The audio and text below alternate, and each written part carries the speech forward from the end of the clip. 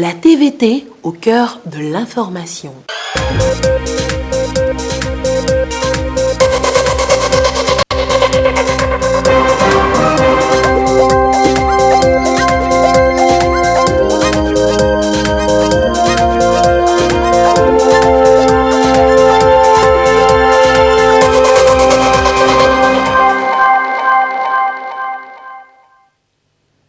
Bonsoir madame, bonsoir monsieur. Voici d'abord les titres de ce journal. La Banque mondiale satisfaite des performances socio-économiques et institutionnelles du Togo. Le pays a considérablement amélioré la qualité de ses politiques et le dernier rapport de l'institution le souligne. Qu'est-ce qui a concrètement changé? Nous le verrons dans ce journal. Et pour votre dimanche soir, nous vous proposerons d'apprécier le talent d'un jeune Togolais qui donne une nouvelle et belle vie aux pneus usagés, meubles et autres accessoires de mode. Léonce crée pour protéger l'environnement. Et page noire pour ouvrir ce journal. Son Excellence Faure Eswazimna Nyasingbe, président de la République togolaise. Togui Akucha, chef traditionnel de Badja, président du conseil des chefs de l'AV. Valentine Togui Alakba, 4, chef canton de Mwepe. Valentine Kodjo, née au Caille, son épouse, Julie, Patrick, Olivier et Florence, ses enfants. Les familles Kodjo, les familles parentes et alliées, ont la profonde douleur de vous faire part du rappel à Dieu le 11 avril dernier à Neuilly-sur-Seine, dans sa 82e année, de son Excellence Édouard Edem Kodjo, ancien secrétaire général de l'OUA, ancien Premier ministre de la République togolaise, président de la Fondation Pax Africana. Programme des obsèques, mardi 18 août 2020, 9h. Hommage au stade de Mwepe, préfecture de l'AV. Mercredi 19 août 2020, 16h. Veillée messe à la paroisse des Saints-Martyrs de l'Ouganda de Tokoin Séminaire. Jeudi 20 août 2020, 7h. Levée du corps au domicile du défunt, 9h. Cérémonie d'hommage officielle suivie de la messe d'enterrement à la cathédrale Sacré-Cœur de Lomé. L'inhumation se fera dans la stricte intimité familiale. Samedi 22 août 2020, 9h, messe de Requiem pour le repos en Dieu du cher disparu à la paroisse Saint-Antoine de Padoue, Hanoukope. Maison mortuaire Villa Val, 77 rue d'Azaon, Tokoin Ouest. Les salutations de sympathie sont reçues donc au domicile du défunt tous les jours de 17h30 à 19h. Les obsèques se dérouleront dans le respect strict des mesures barrières dans la lutte contre le Covid-19. Je vous le disais en titre, le Togo a considérablement progressé ces dernières années sur les questions de la qualité de ses politiques socio-économiques et de son cadre institutionnel. C'est l'une des conclusions du dernier rapport de la Banque mondiale sur l'évaluation des politiques et institutions nationales en Afrique. Qu'est-ce qui a valu au Togo ses performances dans le rapport de la Banque mondiale? Voyons cela dans ce dossier signé Dodo Ouare. Le Togo, de plus en plus performant en matière de réforme, de politique publique, de la qualité des institutions publiques, entre autres. Après des prouesses dans le rapport Doing Business en 2019, c'est la Banque mondiale qui ne tarit pas d'éloges vis-à-vis du Togo en ce qui concerne la qualité des politiques et institutions publiques dans son tout dernier rapport. Selon le document, le pays s'en sort avec une note de 3,3 au-dessus de la moyenne des pays évalués en Afrique subsaharienne. Une progression de 0,1 par rapport à l'année précédente. La qualité des politiques socio-économiques et l'amélioration du cadre institutionnel ont fait avancer le pays 3 années consécutives de plus 0,1. Dans l'évaluation des politiques et institutions nationales en Afrique CEPIA, le Togo a été particulièrement performant dans les politiques de lutte contre l'exclusion sociale et de promotion de l'équité, où il totalise un score de 3,6. Seulement 8 pays ont vu leurs notes globalement augmenter, alors que pour 60% des pays, les notes de la CEPIA sont demeurées inchangées en 2018. Le Togo est parmi les 8 pays ayant le mieux amélioré la qualité de leurs politiques et institutions. Le pays s'est particulièrement illustré dans des critères liés à l'efficience de la mobilisation des recettes, contrairement aux autres pays de la sous-région. Alors que la note moyenne régionale sur ce critère relatif à la qualité de la politique fiscale et gestion de la dette publique a régressé de 3,3 en 2019 contre 3,4 en 2018, le Togo est le seul pays qui a vu sa note augmenter. Les efforts de réforme entrepris par le pays, notamment dans l'assainissement budgétaire, ont permis d'améliorer les ratios d'endettement. Ainsi, la dette publique est passée de 74,1% du PIB en fin 2018 contre 75,6% du PIB, tandis que la dette intérieure a diminué de plus de 5 points de pourcentage par rapport à fin 2017. Le Togo et la Côte d'Ivoire sont les seuls pays à améliorer l'environnement réglementaire des entreprises. Un critère qui mesure l'environnement juridique, réglementaire et politique des entreprises privées. L'accent est mis sur l'évaluation des réglementations affectant le lancement ou la cessation d'activité, la concurrence, les opérations commerciales en cours, les marchés fonciers et du travail. À ce niveau, l'institution de Bretton Woods apprécie la politique fiscale du Togo et les réformes entreprises, notamment dans l'élargissement de l'assiette fiscale, l'introduction d'un nouveau code des impôts ou encore la création d'un compte unique dédié au paiement des crédits TVA. L'institution bancaire est d'ailleurs revenue sur les réformes dans le climat des affaires qui qualifie le Togo de meilleur réformateur tel que stipulé dans le Doing Business. 9 pays ont réussi à améliorer leurs notes dans la gouvernance. Le Togo et la Côte d'Ivoire sont également en tête, ce qui reflète une gouvernance améliorée dans laquelle les droits contractuels et les propriétés sont protégés et appliqués. Selon la Banque mondiale, les réformes au Togo ont conduit à une plus grande transparence, à une réduction de la bureaucratie et à un meilleur rapport coût-efficacité dans le transfert de propriété. Dans le classement, le Togo s'est aussi illustré dans la politique d'égalité de sexe. Un critère qui évalue le cadre légal et institutionnel favorable à l'égalité d'accès des hommes et des femmes au développement du capital humain. Les ressources productives et économiques qui accordent aux hommes et aux femmes le même statut et la même protection devant la loi sont également prises en compte. Alors que la moyenne régionale est de 3,2, le Togo est encore le seul pays à enregistrer une augmentation de sa note sur ce critère avec une note de 3,5. Le pays obtient également une note de 4,0 en termes d'équité dans l'utilisation des ressources publiques et des politiques et institutions axées sur la durabilité écologique. Globalement, l'évolution des notes du Togo au niveau de la CEPIA est portée par les progrès réalisés dans la gestion économique, les politiques de lutte contre l'exclusion sociale et de promotion de l'équité, la gestion des institutions du secteur public. Le pays occupe le 15e rang sur les 39 États évalués. Cependant, beaucoup de défis restent encore à relever, surtout au niveau des politiques structurelles où le pays doit faire des efforts pour atteindre le niveau du Rwanda qui a le score le plus élevé dans le rapport. La Banque mondiale devrait accompagner le Togo avec une enveloppe comprise entre 200 et 230 millions de dollars.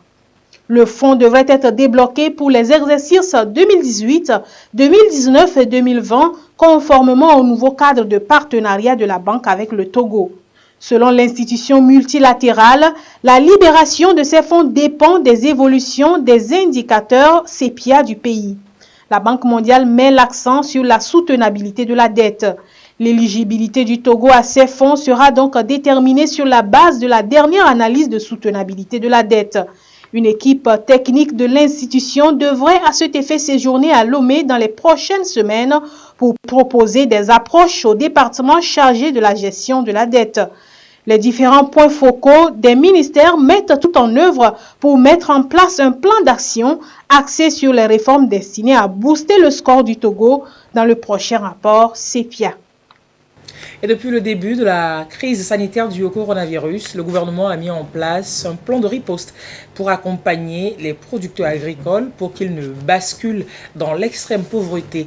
Et le ministre en charge de l'agriculture est sur le terrain aux côtés des producteurs pour faire un suivi à mi-parcours de la campagne agricole en cours. Vendredi, il était aux côtés des producteurs de la région maritime.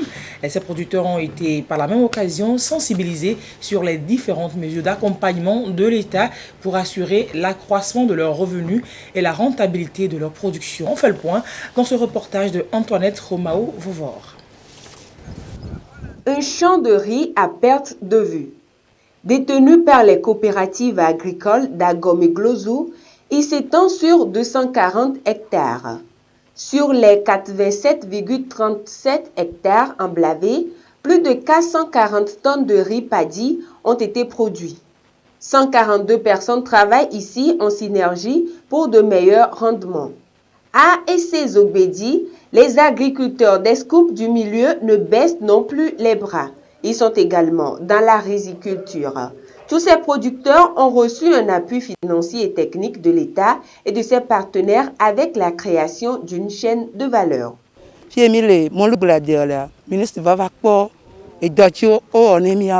ministre est venu nous rendre visite dans le champ où nous travaillons. Nous sommes contents des techniques d'irrigation mises en place par le gouvernement pour nous accompagner. Il est venu, il nous a rencontrés et on a été vraiment très contents. Parce que le ministre est venu dans son bureau, il est debout parmi nous, il est debout au champ, il n'est pas assis. Il nous a apporté le message d'encouragement. C'est un fonds qui est investi et qui doit servir à nous-mêmes. Parce que ça nous sert nous-mêmes d'abord, avant de servir à l'extérieur. Dalavé, un village de la préfecture de Zior qui abrite une ferme-école agroécologique et bioécologique. Dans cette partie, les paysans ont fait de l'élevage, de la pisciculture et la culture bio leur spécialité. Des jeunes et femmes sont formés sur l'entrepreneuriat agricole. Actuellement, le centre concentre toute sa force sur la vulgarisation de son savoir-faire et connaissances sur le biogaz. Il faut croire à ce partenariat État et privé, société civile aujourd'hui, qui, avec les universités à côté, qui doit permettre une vraie vision de l'entrepreneuriat et de l'entrepreneuriat vert surtout. Le gouvernement veut faire de l'agriculture un des leviers essentiels de l'essor économique du pays. De la création des apps aux appuis techniques et financiers en passant par la promotion de l'entrepreneuriat agricole, il met les bouchées doubles pour y parvenir. C'est pour permettre aux producteurs d'accroître leurs revenus tout en assurant la sécurité alimentaire et nutritionnelle des populations togolaises. Nous avons fait la visite pour constater l'installation effective des cultures sur le périmètre et discuter avec les agriculteurs des difficultés éventuelles qu'ils peuvent rencontrer afin d'apporter des mesures correctives. Cette campagne agricole a commencé dans des conditions difficiles liées à la pandémie, à la Covid-19, mais aussi avec des perturbations pluviométriques. Le périmètre a de l'eau et donc il est important de voir si malgré ces perturbations pluviométriques, le périmètre est bien irrigué. Il est prévu la création des écoles entrepreneuriales dans les 117 communes du Togo, ce qui permettra de mieux valoriser le secteur et son potentiel. Les acteurs du secteur agricole sont sensibilisés sur le programme YOLIM afin qu'ils bénéficient des différents avantages pour le développement de leurs activités agricoles. Et cap sur la région centrale, les préfectures des villages des préfectures de Blita et de Sotoubois ont réceptionné des infrastructures socio-collectives, bâtiments scolaires à Pagala et mini-addiction d'eau à Boa, c'est à Sotoubois, à mettre à l'actif donc de l'ANADEB. Bon, cela avec Désiré Aloy. ANADEB, l'un des bras opérationnels du ministère en charge du développement à la base, matérialise son plan d'action. Ceci progressivement, suivant les orientations du gouvernement togolais. À Pagala village d'Amblita 3, un bâtiment scolaire témoin, une jolie bâtisse de 3 classes, un bureau, le tout équipé. En aval, des sanitaires avec des dispositifs de lavage de mains intégrés. Un investissement pour assurer aux élèves et aux corps enseignants de l'EPP Tomegbe un bon cadre de travail. Nous allons prendre soin de l'infrastructure que le gouvernement vient de nous offrir. Nous allons l'entretenir pour qu'il soit durable pour la communauté de Pagala Village. Nous, la communauté de Pagala Village, remercions sincèrement le gouvernement, la Banque mondiale et aussi l'ANADEB. À Boa, à Titibé, dans la préfecture de Sotobois, c'est une mini-adduction d'eau potable d'une profondeur de 78 mètres avec un débit de 1,6 mètres par heure, équipée d'une pompe hybride à la disposition des populations. Une joie des bénéficiaires et surtout les femmes. Nous avons maintenant eau potable. Nous avons une eau propre. Maintenant là, surtout dans le village Boa, nous sommes très fiers. Tous les villages du canton Titibé peuvent venir aussi puiser de l'eau propre, de l'eau potable, et nous tous nous sommes très fiers. Nous disons merci à Fort Essos Nanyasingbe. Des infrastructures réalisées dans le cadre du projet FSB, filets sociaux de base, avec l'appui de la Banque mondiale. Les CVD sont porteurs des deux projets, ouvrages à en prendre soin pour les générations actuelles et futures. Nous avons pris en compte les mesures de sauvegarde environnementale et sociale en respectant la mise en place des rampes pour permettre aux enfants handicapés de pouvoir avoir accès au bloc de latrines. Le contexte de Covid aussi nous a amené à mettre en place des dispositifs de lave-mains avec deux ouvertures. Une ouverture pour laver les mains une fois qu'on sort des sanitaires avec du savon et l'autre ouverture pour chasser l'eau après un temps d'utilisation. Donc il faut laver le contenant de l'eau. Le village de Boa, dans le canton de Titibé, préfecture de Sotoboa, bénéficie d'un ouvrage eau. Et le kit est composé d'un forage photovoltaïque avec une mini-adduction d'eau. Donc dans le village, il y a 2 fontaines qui fournissent de l'eau potable à la population. Donc les comités locaux de gestion de ces ouvrages sont mis en place. ANADEB, dans l'exécution de son cahier de charge, a matérialisé dans la région centrale plusieurs infrastructures socio-collectives. 34 autres nouveaux projets sont en cours, dont ce centre communautaire en voie de finition à Boad, à Titibé, dans Sotobois, au bénéfice des populations afin d'assurer un accès pour tous aux infrastructures de base. Toutes nos excuses pour les désagréments dans la qualité du son de sujet qui vient de suivre. Nous corrigeons cela pour vous proposer sans doute dans le courant de cette édition. Mais nous retournons donc sur ce sujet annoncé et lancé en début de journal. On vous disait que le Togo a considérablement progressé ces dernières années sur les questions de la qualité de ses politiques socio-économiques et de son cadre institutionnel. C'est l'une des conclusions du dernier rapport de la Banque mondiale qui a évalué les politiques et institutions nationales en Afrique. Qu'est-ce qui a valu au Togo ses performances? Dans le rapport de la Banque mondiale, nous retrouvons de nouveau Dodo Waré. Le Togo, de plus en plus performant en matière de réforme, de politique publique, de la qualité des institutions publiques, entre autres. Après des prouesses dans le rapport Doing Business en 2019, c'est la Banque mondiale qui ne tarit pas d'éloges vis-à-vis du Togo en ce qui concerne la qualité des politiques et institutions publiques dans son tout dernier rapport. Selon le document, le pays s'en sort avec une note de 3,3 au-dessus de la moyenne des pays évalués en Afrique subsaharienne. Une progression de 0,1 par rapport à l'année précédente. La qualité des politiques socio-économiques et l'amélioration du cadre institutionnel ont fait avancer le pays 3 années consécutives de plus 0,1. Dans l'évaluation des politiques et institutions nationales en Afrique CEPIA, le Togo a été particulièrement performant dans les politiques de lutte contre l'exclusion sociale et de promotion de l'équité, où il totalise un score de 3,6.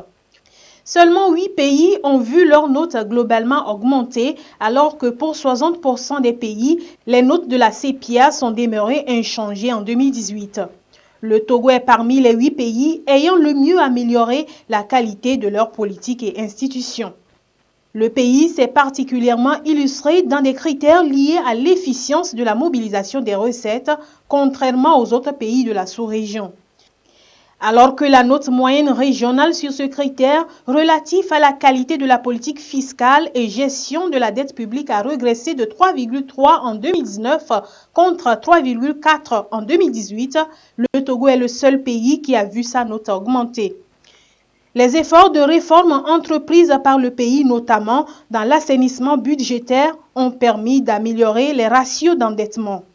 Ainsi, la dette publique est passée de 74,1% du PIB en fin 2018 contre 75,6% du PIB, tandis que la dette intérieure a diminué de plus de 5 points de pourcentage par rapport à fin 2017. Le Togo et la Côte d'Ivoire sont les seuls pays à améliorer l'environnement réglementaire des entreprises. Un critère qui mesure l'environnement juridique, réglementaire et politique des entreprises privées. L'accent est mis sur l'évaluation des réglementations affectant le lancement ou la cessation d'activité, la concurrence, les opérations commerciales en cours, les marchés fonciers et du travail. À ce niveau, l'institution de Bretton Woods apprécie la politique fiscale du Togo et les réformes entreprises, notamment dans l'élargissement de l'assiette fiscale, l'introduction d'un nouveau code des impôts ou encore la création d'un compte unique dédié au paiement des crédits TVA.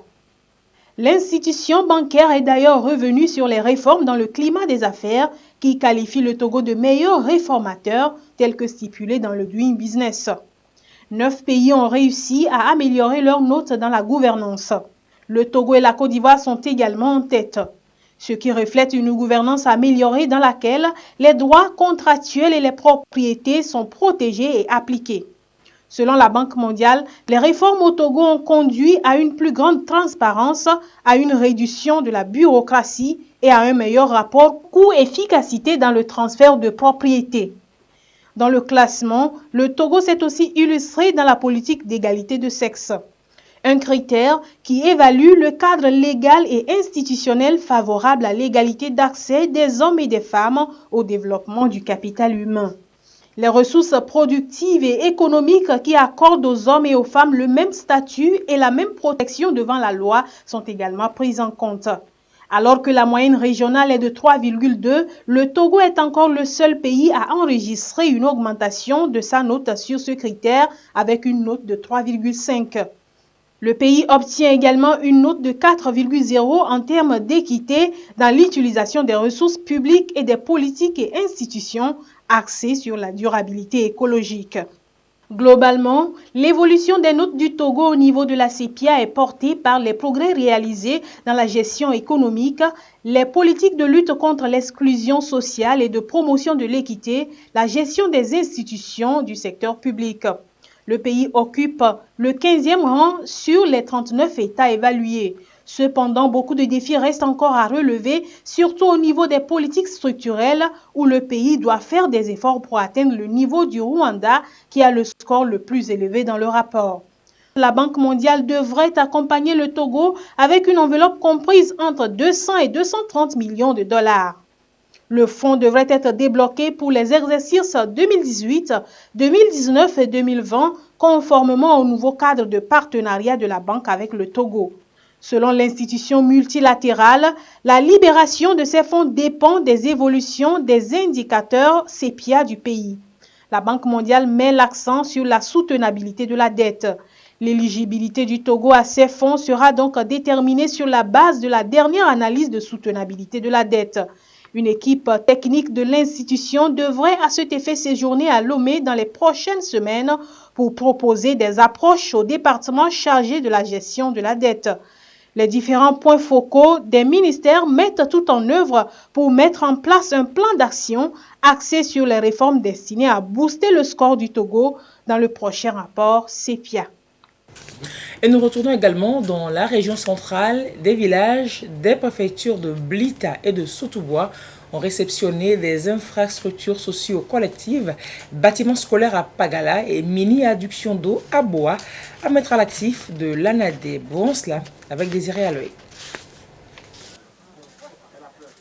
ANADEB, l'un des bras opérationnels du ministère en charge du développement à la base, matérialise son plan d'action. Ceci progressivement, suivant les orientations du gouvernement togolais. À Pagala village dans Blita 3, un bâtiment scolaire témoin. Une jolie bâtisse de 3 classes, un bureau, le tout équipé. En aval, des sanitaires avec des dispositifs de lavage de mains intégrés. Un investissement pour assurer aux élèves et au corps enseignants de l'EPP Tomegbe un bon cadre de travail.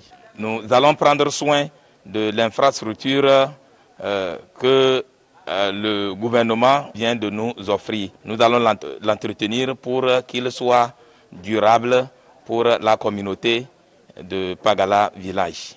Nous, la communauté de Pagala Village, remercions sincèrement le gouvernement, la Banque mondiale et aussi l'ANADEB. À Boa, à Titigbe, dans la préfecture de Sotobois, c'est une mini-adduction d'eau potable d'une profondeur de 78 mètres avec un débit de 1,6 mètres par heure, équipée d'une pompe hybride à la disposition des populations. Une joie des bénéficiaires et surtout les femmes. Nous avons maintenant eau potable. Nous avons une eau propre. Maintenant là, surtout dans le village Boa, nous sommes très fiers. Tous les villages du canton Titigbe peuvent venir aussi puiser de l'eau propre, de l'eau potable, et nous tous nous sommes très fiers. Nous disons merci à Fore et Sosimna Nyasingbe. Des infrastructures réalisées dans le cadre du projet FSB, filets sociaux de base, avec l'appui de la Banque mondiale. Les CVD sont porteurs des deux projets, ouvrages à en prendre soin pour les générations actuelles et futures. Nous avons pris en compte les mesures de sauvegarde environnementale et sociale en respectant la mise en place des rampes pour permettre aux enfants handicapés de pouvoir avoir accès au bloc de latrines. Le contexte de Covid aussi nous a amené à mettre en place des dispositifs de lave-mains avec deux ouvertures. Une ouverture pour laver les mains une fois qu'on sort des sanitaires avec du savon et l'autre ouverture pour chasser l'eau après un temps d'utilisation.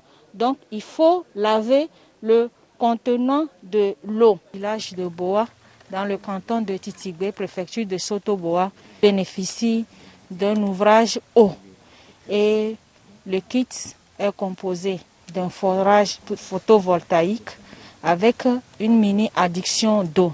Donc dans le village, il y a 2 fontaines qui fournissent de l'eau potable à la population. Donc les comités locaux de gestion de ces ouvrages sont mis en place.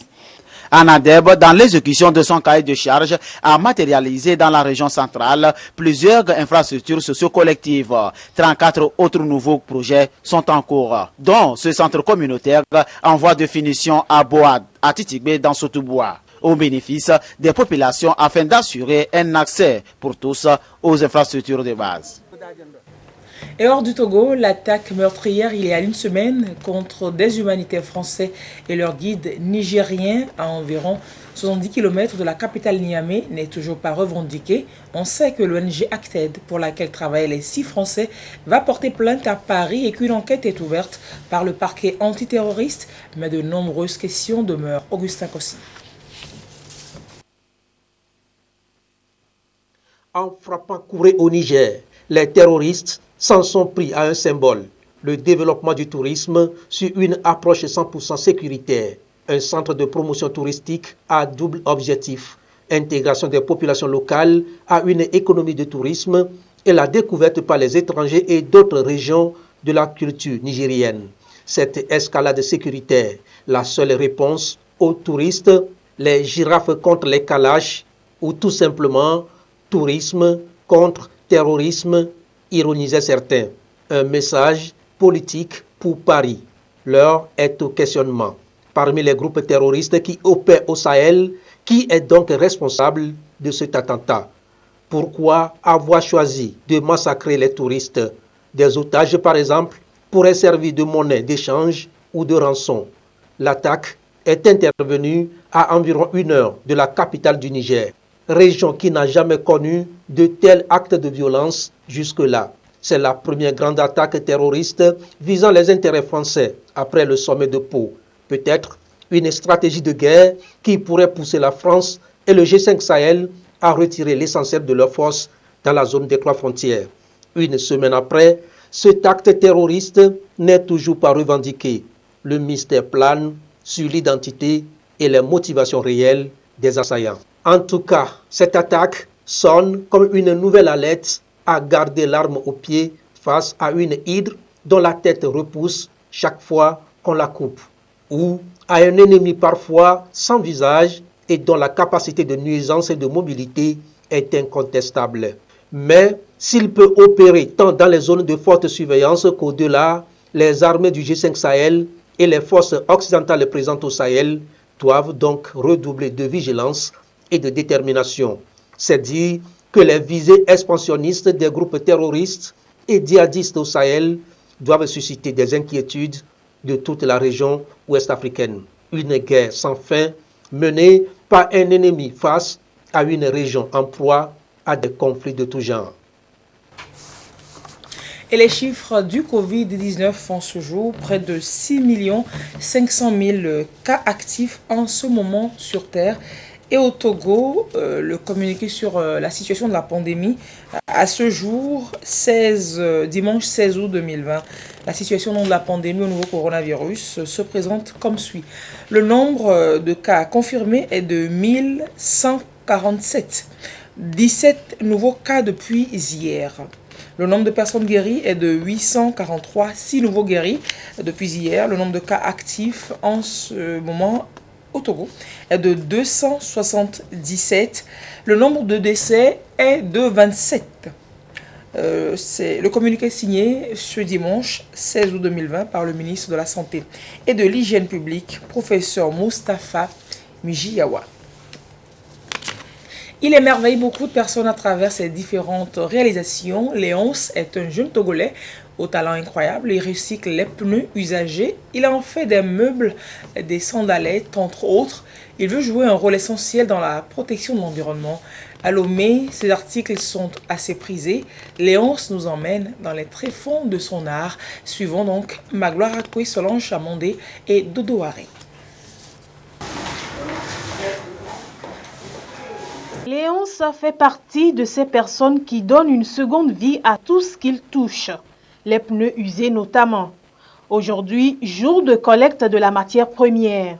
De quartier en quartier, il sillonne les dépotoirs à la collecte de sa matière première. Aussi s'approvisionne-t-il chez les vulcanisateurs.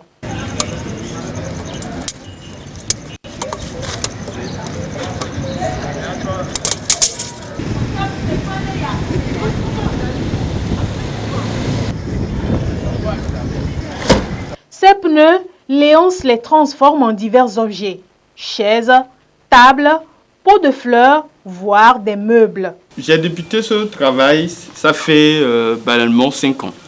Nous avons souvent tendance à polir notre environnement. Et constamment, on nous parle de la lutte contre l'insalubrité de nos routes et des maladies qu'elles causent. Donc depuis lors, nous avons commencé par réfléchir et voir qu'est-ce qu'on peut faire, vu que la nouvelle mentalité, c'est le recyclage. Il y a beaucoup de sociétés déjà qui transforment le plastique, qui transforment toutes sortes de choses. Mais on sait que le pneu, le nombre de véhicules actuellement au Togo est incontable. Mais le pneu, chaque temps, on n'arrive pas vraiment à le valoriser ou à le recycler. Comment faire en sorte que ces pneus soient valorisés et en même temps le rendre utile aussi à la jeunesse et en même temps à tous les corps sociaux possibles. Actuellement, ils sont en train de réaliser une table. Pour aboutir au produit fini, il fait intervenir d'autres accessoires qui contribuent à la beauté de ses créations.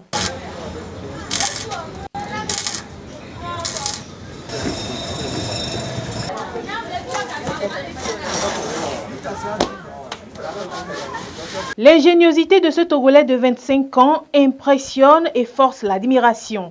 Ses différents chefs-d'œuvre trouvent facilement preneur. Parmi ses clients, Justine. J'aime beaucoup la créativité.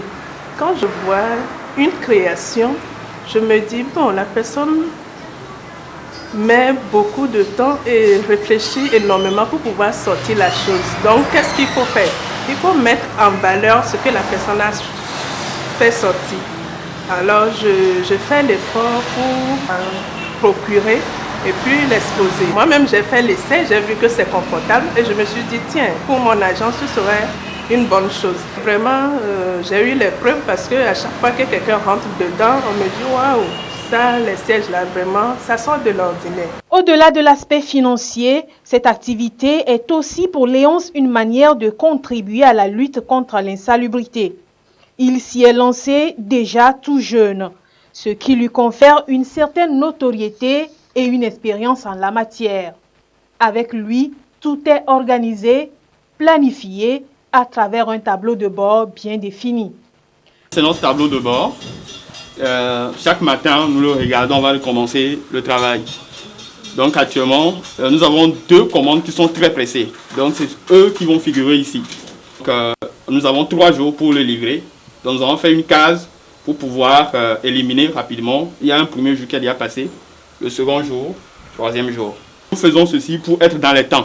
Le jeune artisan rêve encore grand. Il compte transformer ses pneus en gazon synthétique ou mettre en place une structure d'entretien des meubles. Le projet est en gestation, nous rassure-t-il.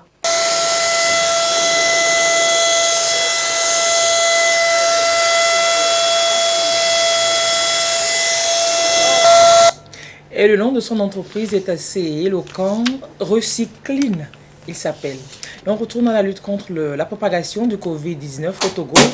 Cette lutte n'épargne aucun secteur d'activité au-devant de la lutte. Donc les responsables des entreprises publiques et privées, ils se mobilisent pour limiter les impacts de la pandémie sur leurs activités et également assurer la sécurité sanitaire de leurs travailleurs. Le sujet qui suit est un extrait d'un documentaire que vous suivrez à la fin de ce journal. Un documentaire donc sur les bonnes pratiques mises en place par les entreprises pour juguler la menace. Karine Olanlo. Dans la zone industrielle de Lomé, la capitale togolaise, se trouve l'usine de production de ciment Cimtogo, filiale du groupe Heidelberg Cement, installée dans le pays depuis près de 4 décennies. Ici, environ 1 million de tonnes de ciment sont produits chaque année pour alimenter le marché local et ouest-africain. Avec la crise liée au coronavirus, l'organisation du travail a été vite repensée. Grâce au soutien des pouvoirs publics, nous avons pu maintenir 100% de notre activité durant toute la période depuis le début de l'année jusqu'à aujourd'hui. Par rapport pour donner une équivalence, donc au niveau de la production de clinker, nous sommes sur un volume identique à l'année précédente, et sur la partie ciment, nous avons même pu augmenter de l'ordre de à peu près 10% les volumes de vente sur les sites de Cimtogo Lomé et Cimtogo Kara. Nous sommes à Togo Terminal, filiale de Bolloré Transport Logistique. 24 heures sur 24, des marchandises de tout genre sont déchargées sur le quai ou chargées en direction d'autres ports ou des pays de la sous-région, notamment le Burkina Faso, le Mali, le Niger. Malgré la crise sanitaire, pas de répit. Tout est mis en œuvre pour maintenir le cap. Sur les aires ou bien les chantiers d'opération, nous avons donc désigné ce que nous appelons des gendarmes sanitaires qui font le suivi du respect des consignes barrières instaurées donc par le gouvernement. Ce qui permet donc de garder le personnel dans son intégrité, dans sa totalité, et pour le suivi des opérations.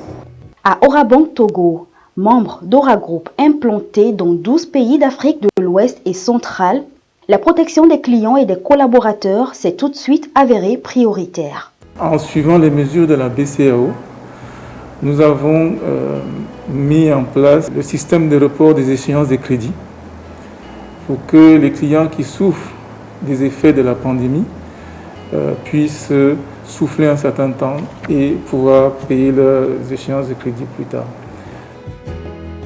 Spécialisé dans l'assurance, GTA a réadapté son fonctionnement pour garantir la continuité des services.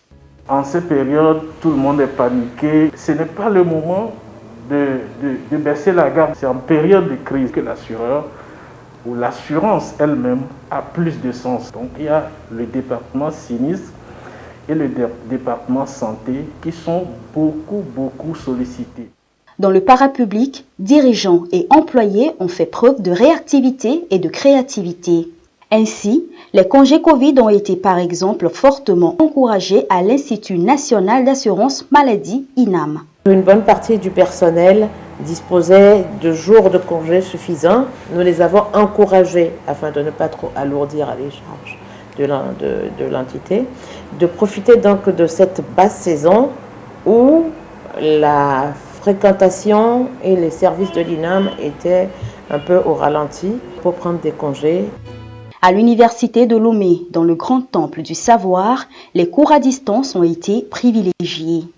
Nous faisons les cours en ligne et ça, chaque étudiant doit se battre pour avoir accès à l'enseignement. Oui, on nous opposerait naturellement les difficultés de connexion pour certains de nos étudiants, mais en même temps, nous n'avons jamais dit de façon absolue que les cours en ligne demeurent le passage obligé. C'est donc un extrait d'un documentaire sur les bonnes pratiques mises en œuvre par les entreprises publiques et privées pour lutter contre la pandémie au coronavirus et limiter les impacts sur l'économie. Un documentaire que vous suivrez à la fin de ce journal. Mais avant, dans le cadre de l'amélioration du climat des affaires au Togo, plusieurs réformes ont été opérées. Juste après le journal, vous suivrez également un document sur les bénéfices générés par les réformes des impôts et taxes dans le quotidien des Togolais. C'est la fin de ce journal. Merci de l'avoir suivi. 22h30, Yate Aratem. Restez avec nous. Bonsoir.